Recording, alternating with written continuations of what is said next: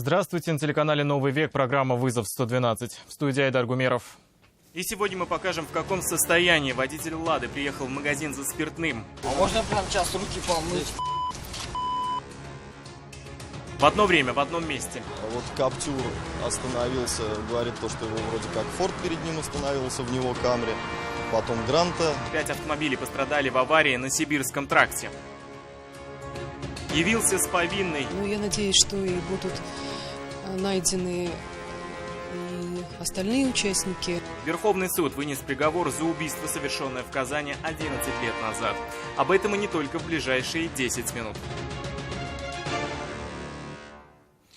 Настоящий концерт для автоинспекторов организовал водитель «Лады Калина» на улице Краснококшайская минувшим вечером. Впрочем, сначала его зрителями стали продавцы продуктового магазина, куда он пришел за покупками. Они рассказали, что мужчина, имеющий признаки опьянения, стал вести себя не вполне адекватно после отказа продать ему алкоголь. Обо всем по порядку в репортаже Сергея Хайдарова. А можно руки помыть? Сейчас помощку сядет. А можно прям сейчас руки помыть? А можно руки помыть? Не, погоди, можно руки помыть. О состоянии молодого человека говорил не сколько запах спиртного, сколько его поведение. Он то и дело порывался уйти от автоинспекторов под разным предлогом, но раз за разом его усаживали обратно в служебный транспорт. Машину присядьте, говорю. А в чем дело? Все, личность ваша стоит. Молодому человеку было что рассказать автоинспекторам о своей невиновности, но говорить, а тем более связно, он не мог. А когда получалось, путался в изложении собственных мыслей. А за что задержали? Не знаю. А с вами все в порядке? Ничего не пили? Конечно. Не употребляли ничего? Нет. Как себя чувствуете? Отлично. Он, сидел сначала спокойно в машине, потом такой берет, неадекватный человек вроде, я смотрю, что-то из окна, вот с другом стояли там. Он такой, сначала выбежал и начал кричать, ОПГ, что-то там, АУЕ, вот, что-то такое. А, нет, ФМС, я забыл, что он кричал. По предварительной версии, водитель «Лады Калина» приехал в продуктовый магазин за алкоголем. Было уже поздно, торговать спиртными напитками нельзя, поэтому желаемое водителю не продали. Тогда, по рассказам очевидцев, мужчина стал вести себя довольно вызывающе, из-за чего им пришлось вызвать полицейских. После чего были вызваны сотрудники госавтоинспекции, которые впоследствии и установили, что водитель управлял транспортным средством в состоянии глубокого опьянения. Сейчас водителю грозит как лишение водительских прав, так и штраф в размере 30 тысяч рублей. Сергей Хайдаров, Айрат Назипов, Алла Рыкова, Азат Самигуллин. Вызов 112. Сегодня ночью на улице Болотникова перевернулся Део Матис. Девушка, управлявшая автомобилем, не заметила поребрик. Он послужил трамплином, после наезда на который транспортное средство сделало сальто в воздухе. По признанию автоледи, благодаря небольшой скорости, около 50 км в час, обошлось без серьезных травм.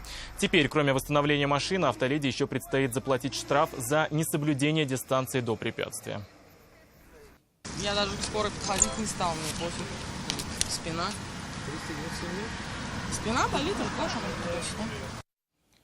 Авария, произошедшая на Сибирском тракте, повлекла за собой еще одно столкновение. В общей сложности пострадали 5 автомобилей. Рамиль Шайдулин с места происшествия. Вот Каптюр остановился, говорит то, что его вроде как Форд перед ним остановился в него Камри. Потом Гранта остановилась. Я тоже, в принципе, успел остановиться, но вот мне по касательно уже сзади АВО приехал. По предварительной версии, сначала в плотном потоке столкнулись Рено и Тойота. Ехавшие следом по той же полосе Лада Гранта и Киа Рио вовремя остановились, но водитель Шевроле Авео среагировать не успел и влетел в задний бампер корейской иномарки. Таким образом, в одно и то же время в одном и том же месте произошло сразу 2 аварии. Все в одном потоке, какая скорость пробки была, километров 50-60 может. В одном из автомобилей находился ребенок. К счастью, в обоих происшествиях обошлось без пострадавших. Со слов одного из участников столкновения, водитель «Шевроле» вину свою признал. Остальные участники аварии от комментариев воздержались. Можно я без комментариев? Не хочу давать настроение. Все подробности случившегося предстоит выяснить автоинспекторам. Рамиль Шайдулин, Айрат Назипов, Алла Рыкова, Азат Самигуллин. Вызов 112. Несоблюдение дистанции и невнимательность стали причиной аварии на проспекте Ямашева. Там «Лада» 14 модели врезалась в Киа Рио. По предварительной версии, удар произошел, когда иномарка остановилась на запрещающий сигнал светофора. Прибывшим на место автоинспектором предполагаемый виновник объяснил, что отвлекся от дороги на телефон. Не уступила дорогу фуре и оказалась в больнице. Минувшим вечером в Дрожжановском районе автоледи за рулем Kia столкнулась с длинномером Рено с номерами Волгоградской области. Авария произошла на одном из перекрестков трассы Тивильск-Ульяновск, когда Kia, двигаясь по второстепенной дороге, не пропустила фуру. В результате удара легковушку откинуло на несколько метров. На место прибыли спасатели и медики. Автоледи с переломом правой лучевой кости была госпитализирована. Сотрудники МЧС отключили аккумуляторы автомобилей, дабы избежать возможного возгорания.